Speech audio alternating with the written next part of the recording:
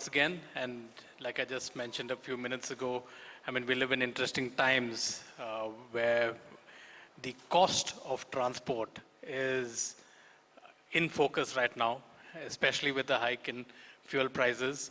And that affects every aspect of our lives, because whether it's your milk, your vegetables, your daily needs, all of that, even a slight increase in diesel prices, it impacts inflation. So what is the solution to this? We have one gentleman over here who is actually leading an alternative solution, which is the shift to cleaner, greener trucking. He deals with both electric trucks as well as LNG trucks. And I would think that LNG would probably be an interim step before we go to full electrification. Is that right? How are we approaching this? So if you just take a step back, in India currently we have more than 4 million medium and heavy duty trucks. And it is very clear that the decarbonization is upon us. The recent crisis with the West is basically moving the narrative from cleaner, greener fuel, which is operated by mostly commercial economics, to an energy security narrative. So I think India was already starting to move towards the decarbonization journey, where two-wheelers, three-wheelers, four-wheelers, and buses are already gaining quite rapid ground. Trucks were the last bastion to fall. And I think that this crisis is going to enable transition to electric trucking for sure. LNG makes sense because if you look at long haul, today electric has its limitations with respect to range. So less than 500 kilometers electric starts to make sense, but anything beyond, if you want to go Mumbai to Delhi, today there's not a cleaner alternative. So LNG comes in, as we call it, as a transition fuel. It plugs in that gap and it moves the needle forward, even though it does not completely solve the problem. But if you combine LNG and electric put together, you can solve almost 75% of the decarbonization as an overall metric. So I think it's quite significant. Right. How far down the road have you gone now, especially when it comes to LNG trucking? I mean, which are the corridors that you operate in? Well, you'll be surprised to know when we started with the first LNG truck way back in September 2022, there was one LNG station. Fast forward to where we are today, there are more than 32 LNG stations, and pretty much you can go from north to south on LNG. There are gas stations everywhere. We have a solution where we can help you have a double tank on a truck, which allows you 2,400 kilometers on one fill. Yeah. So I think from an LNG standpoint, I think the gas availability and the network availability is already in place. Okay. But what are the kind of use case scenarios you're seeing with LNG trucks at the moment? So I think there are basically 6 sectors which heavy duty trucks cater to, mostly metals and mining, e-commerce and FMCG, oil and gas, ports, and last but not the least, some parts of steel and cement. So I think cut across the sectors, we are experiencing LNG to be a very good plug-in to reduce scope 3 emissions. All the leading Fortune 500 India Inc. are already adopting LNG for their long haul, and I'm seeing that scale happen quite rapidly. Okay. But now when it comes to fleet operators, I think the main thing they look at is the total cost of ownership, right? And besides the total cost of ownership, it's also the perceived downtime. Now with LNG, okay, there's not that much of downtime. The challenge is still with the number of fuel stations available. But with electric trucks, now there is a perceived downtime when it comes to charging, etc. Although your solution is with swapping. Yes. So how are you approaching this now? So on the electric side, there are 5 key challenges for adoption, and this is true for cars and more so for trucks. The first one is obviously the range. The second one is charging downtime. It takes almost an hour or 1.5 hours to charge a truck. Number 3, the charging infrastructure. If you're going to move India to an electric transition, the charging infrastructure required is quite substantial. And last but not the least, after all of that, the upfront capital cost is quite significant, almost 3 times that of diesel today. So it makes, even though operating economics could be very good, but adoption becomes a challenge because the capital cost is high. So we have come up with a solution where we solve all the 5 challenges. And the way we have done it is that we've introduced India's first electric heavy-duty truck with battery swapping technology. So now we have electrified the Mumbai-Pune corridor. So you have a swap station in Mumbai and you have a swap station in Pune. So the truck rolls up in the morning, it swaps in 5 minutes, it gets to Pune, it unloads the cargo, swaps again in 5 minutes and comes back. So by definition, you've got unlimited range. By definition for the customer, charging time is down to less than 5 minutes. And these swap stations can be built in 24 to 48 hours. It's a plug and play model. And last but not the least, this model allows you to separate the truck from the battery. So now you can reduce the capital cost of the truck and give the battery as a service or a cost per kilometer. And all of this comes at a cheaper TCO and it's 100% clean and green. So we believe that this could be one of the solutions, it's early days, but it could be one of the solutions which can fast track adoption of electric trucking in India. Okay, but this also depends a lot on standardization. Now, standardization is something that we haven't seen so far in the EV space. Yes, on a small scale, it has happened with two-wheelers in certain categories, but otherwise, if you want this to really scale, you got to have standardization of battery sizes, battery packs, swapping stations, because, end of the day, you would not be the only manufacturer who would probably get into the space. If you want this sector to grow, everybody has to come together to build a certain standard, right? So I think the jury is out on that. Nowhere in the world that has been successful. If you take China, which is the leading player for swap, they went through a 5-year of swap and now they have moved away from swap. The fundamental challenge is 3. The first, technology is moving so fast that you cannot standardize a technology which is always on the roll. Number 2, chemistries of batteries are different. Today, each OEM is operating with different chemistries. Unlike mechanical products, electric trucks, the chemistry is very different. So to standardize chemistries it's a bit of a challenge. And last but not the least, infrastructure takes time to build out. Now to standardize infrastructure and build it out, like I said, the jury is still out. I'm not very sure whether it'll work in a hurry or not, but India is going through its own experimental stage. We are doing the first corridor, and we are open to ideas of how this is going to scale up. Right. Since you mentioned that, are you also looking at other players getting in? How are you collaborating with other industry players? Are there talks going on in terms of getting the infrastructure set up? So I think for electric adoption, anyways, it's an ecosystem play, right? Because you need the OEM making the truck. You need an energy infrastructure agency which is putting the swap station or putting the electrification of it. Then you need a financer who's willing to finance a truck without the battery and the battery separately. And last but not the least, you need a logistics operator. So anyways, unlike conventional trucks, electric is a cooperation model. So I think that we are cooperating with all and most to solve each one of these issues. And personally speaking, I do not think that it is possible to solve this problem on a standalone basis. You have to cooperate, you have to partner, you have to pretty much do all of the above and more to make this happen. Right. Currently, because of the easy availability, I would say, of fossil fuels, and of course, for the last 100 years or so, trucks have been running on fossil fuel.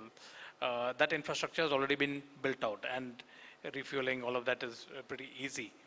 But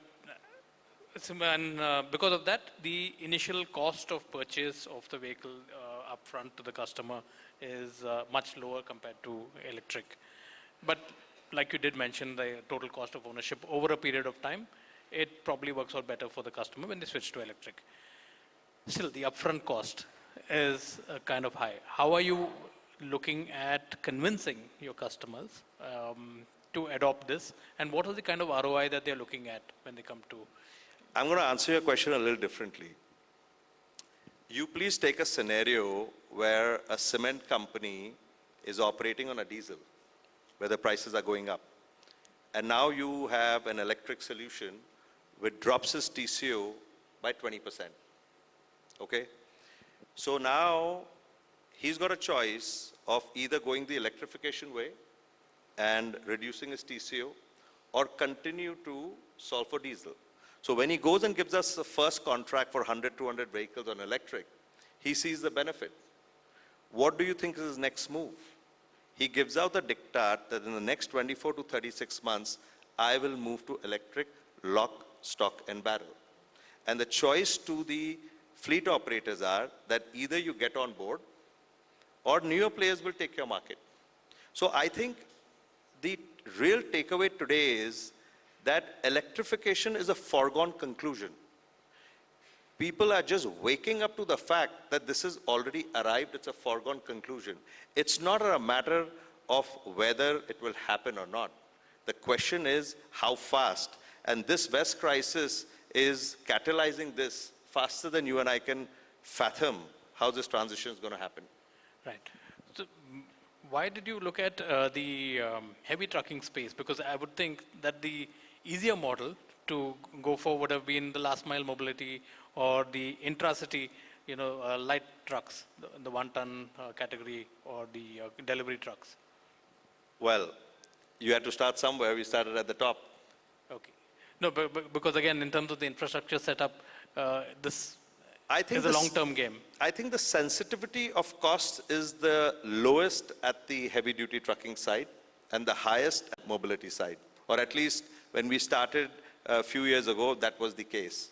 And therefore, you are going to see that the impact also is the largest on the heavy-duty trucking side and the least at the last mile. So I think, and again, I often quote China as a playbook because they have now gone 60% electrification of heavy-duty trucks, and their market is 5 times of India. And if you see, that is exactly what has happened. So it starts from the top and then percolates down. And how much would you say policy really matters in this? If you got a policy push, do you think that's when large-scale electrification would happen in the trucking space? I think in India, without a policy push, this adoption is not going to happen. Because I'll tell you a very simple reason. And see, in China, the cost of a diesel truck versus an electric truck is only 20% differential. So, and the operating cost is 70% cheaper. So it's a no-brainer to switch. In India, the difference between a capital cost of a diesel and electric is 3 times. So the operating cost, while on a life cycle basis makes a lot of sense, the upfront capital cost needs to get resolved for.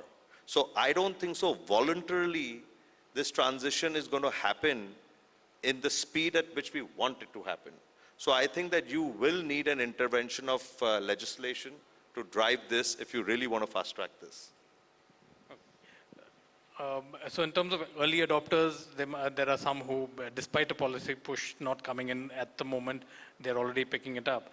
But we did see incentives for electric vehicles in various state policies for other segments. And there were also incentives, financial incentives coming in terms of CSR and all of that. Do you think something like that would help drive the space?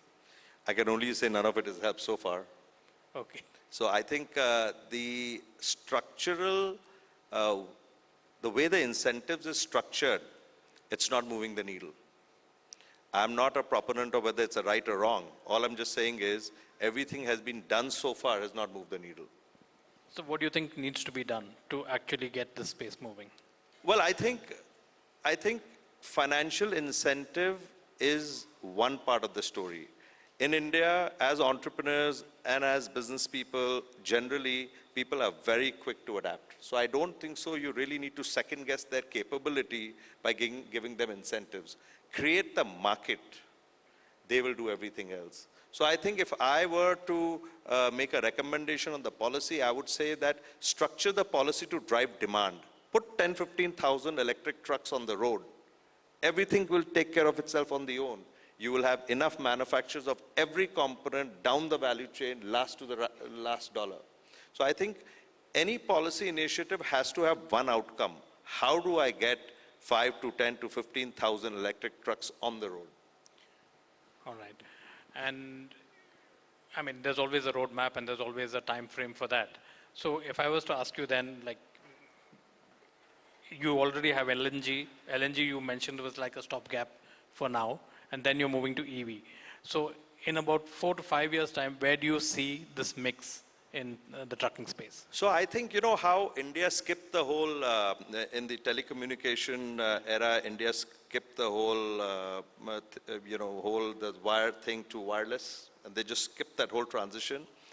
There is a real possibility of India skipping all other fuels and straight away going to electric. But that's a big if.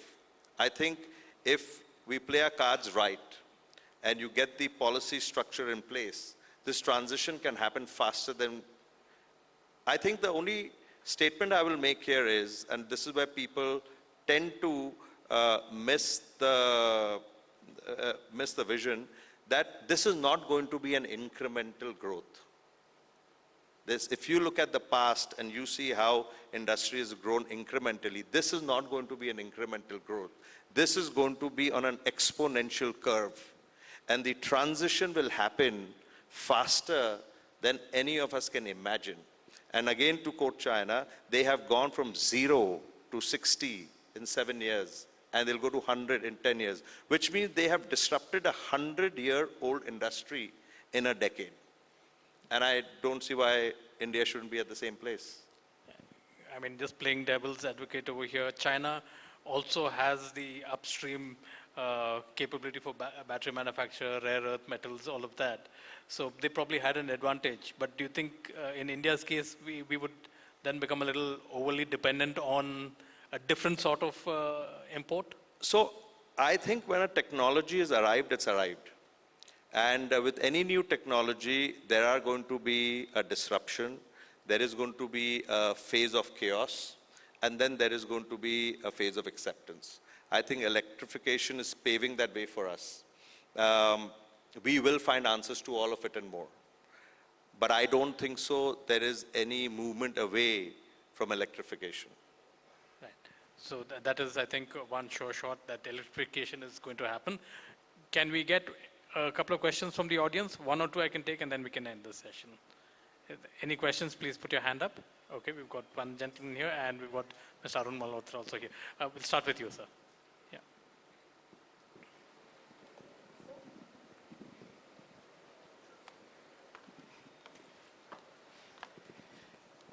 Sir, you have nicely explained about LNG. Now my 2 questions on LNG. How do you address concerns regarding future investments in LNG-based trucking?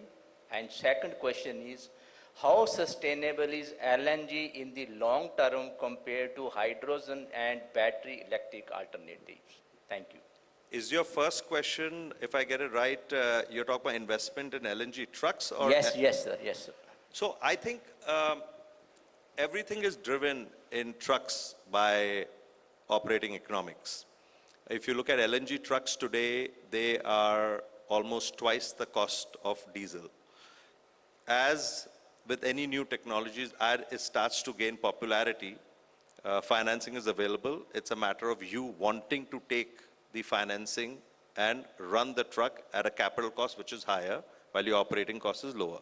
So I think the adoption is more of a customer willingness and not the availability of financing or funds for that matter.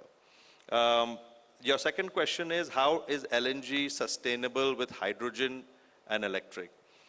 I think hydrogen, the jury is still out, because I think hydrogen is still a concept yet to be proven in electric trucks. So I'm going to park it for the future. On electric, very clearly, electric wins. There's no question. But electric does not solve today for range. If you want to go Mumbai to Delhi, you cannot go with electric today. With LNG, you can. So LNG, we call it a transition fuel. It's a bridge to electrification. So while you are getting your network up and you're able to get the ecosystem up and running, it drops CO2 by 40%. It improves TCO by 25%. It's a cleaner fuel. And it moves you in the decarbonization journey today. So I think ultimately, like I said, all roads lead to electrification. We don't know how long that journey is. Right. We had Thank one you. question from Mr. Arun Malhotra here. Thanks, Anirudh. I think you very lucidly, clearly put up the entire perspective of the LNG and the EV scenario. Just one question. In the heavy commercial space, the way production is or the way sales is, 90% is trucks and 10% is, you can say, passenger or you can say buses. But the government's entire incentive scheme with the PME drive is very heavily focused towards that. Is there a change in thought? Because if this has to drive commercialization and electrification cannot happen without focusing on on the segment of commercial vehicles. Are you seeing some change in that direction, or is it going to be a bus approach? So I think the buses were the first line of protocol because it directly affects public sentiment, so that they have done it. And I do agree that if you look at the PME drive, it is more skewed to everything else and a very small amount for the trucks. Simply because I don't think so the energy crisis or the energy narrative took precedence in terms of how they were thinking on a policy adoption. The government has been very, very effectively trying to push electrification of heavy-duty trucks for the last 4 years. But I don't think so they really anticipated a black swan moment like which is undergoing, where the narrative is completely changing, and this is becoming a precedence in terms of how we think about it. Because diesel, if you look at it, one truck consumes 30,000 liters of diesel per year. And we have 4 million of them. So the impact that electrification has on solving diesel is just massive. Okay, it's almost $100 to $150 billion exposure that you're looking at. So I think they are getting seized of the idea that if we have to solve this energy security perspective, trucks have to get resolved. So I think you are going to see, and I'm anticipating, a very different kind of a policy push in supporting electrification of heavy-duty trucks. Right. Okay, we are out of time, so we'll take the rest of the questions offline, and we have to continue. We'll take it offline because we are out of time already. Yeah. All right. Thank you so much. Thank you.